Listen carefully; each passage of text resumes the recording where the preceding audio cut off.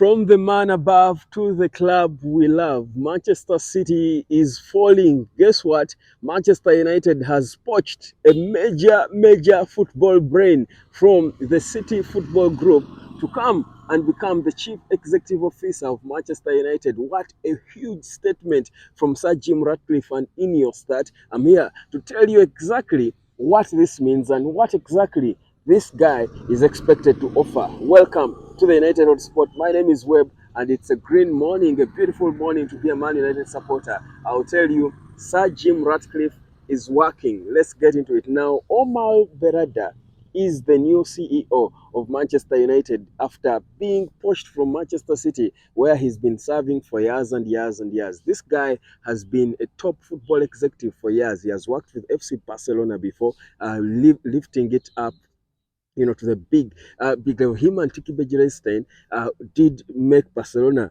what we see now together with Pep Guardiola. He comes to Manchester City. Man City got them from that side, took them. They have made Man City the biggest and best football club in the world today.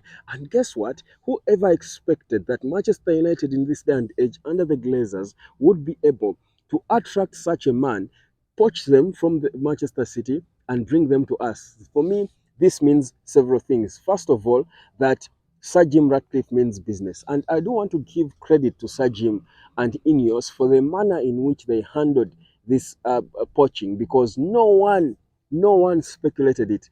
Trust me, it is so difficult for anything to happen at Manchester United without any media coming out to, bring rumors about it, to leak it.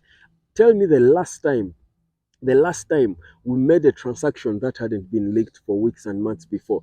This shows you how serious INEOS is, how smooth they can operate, and this is exactly what we need. I mean, we've been leaking things from everywhere at Old Trafford, from the stadium itself leaking, the Sir Alex Ferguson stand, to leaking things from the dressing room, things leaking from Carrington, everything leaking from everywhere, from players' houses. But this one, no one knew. Everyone was talking about Jean-Claude Blow and all these other guys coming in. No one saw that Manchester United could get a CEO, a top football executive from Manchester City. That was a statement we cannot underestimate. I don't know. Who knows? Pep Guardiola could be following next. I mean, these guys work together. Tiki Begiristain, who is the director of football at Manchester City, Pep Guardiola are the guys who turned Barcelona into the magical Barcelona we saw. They are the guys who have made Manchester City. So who knows? Man, Omar Berrada could bring Tiki with him, because we are still looking for a director of football, and Pep Guardiola maybe later coming on as manager. Well, that would be too obvious. That would be too direct, don't you think? But who cares? All we care about is Manchester United coming back to the top. Would you feel bad if Guardiola became Manchester United manager? At this point, nothing is impossible. With Sir Jim in control, this man has made a proper statement. Now, the other thing that we get from this is the statement that Sir Jim announced himself with. I was saying that Sir Jim needed to make a major recruitment, and I was thinking mostly in terms of players, but I felt that Sir Jim needed to make a major recruitment for him to announce his presence at Manchester United. But what better statement is there than going to your blue noisy neighbors who think they are running town now and getting the man at the helm of football, at the heart of their football, to join you? I think for me, it's like coming, going into a place, and there is, there this, you're a rich man, and there is a certain, new upcoming rich kid who somehow is doing better than you, and he has got such a beautiful wife, and then you go and poach, take their wife away from them. That's the first thing you do. I mean, that's a very big statement. It shows now for me what Sir Jim did. People don't look at it. What Sir Jim did shows Manchester City who the boss is.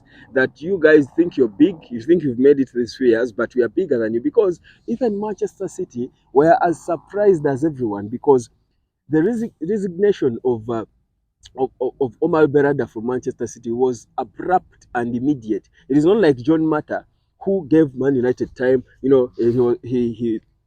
announced earlier that he would leave at the end of the year, and oh no, this one was with immediate effect, meaning even Manchester City were shocked.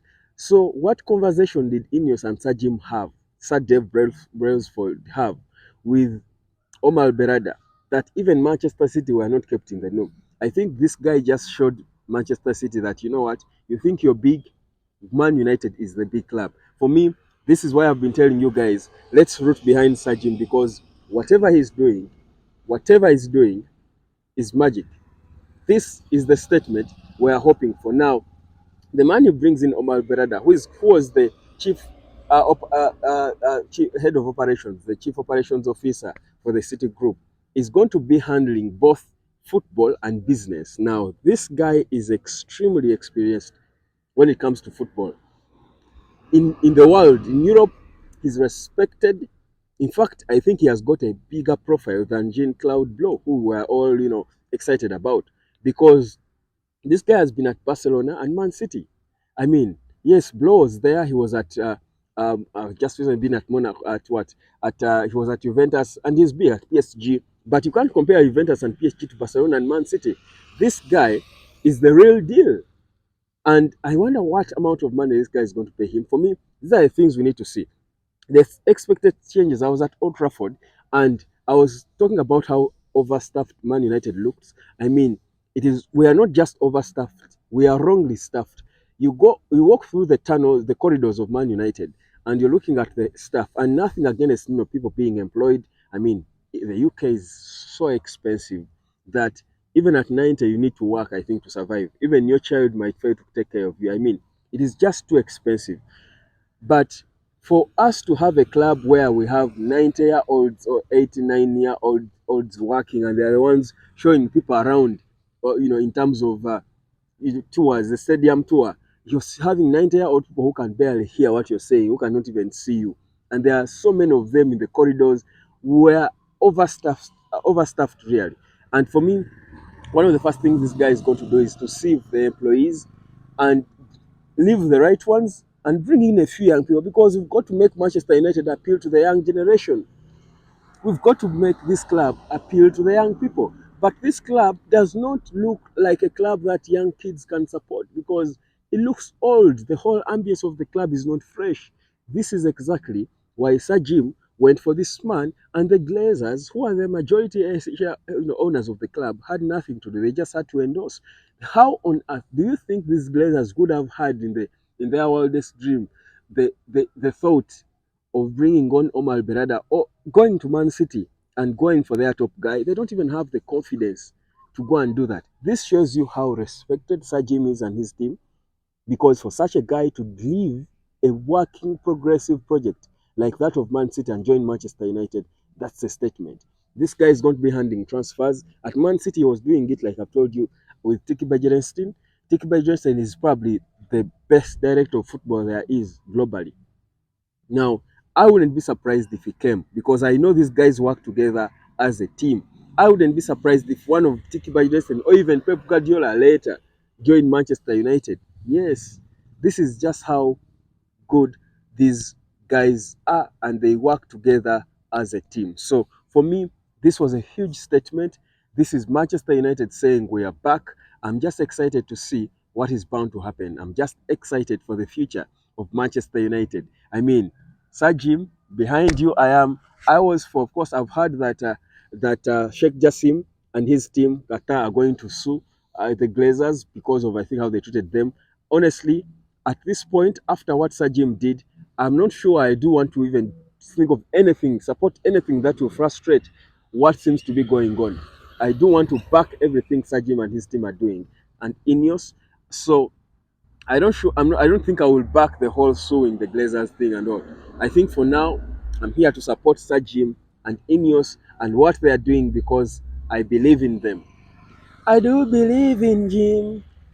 I do believe in Jim. Oh.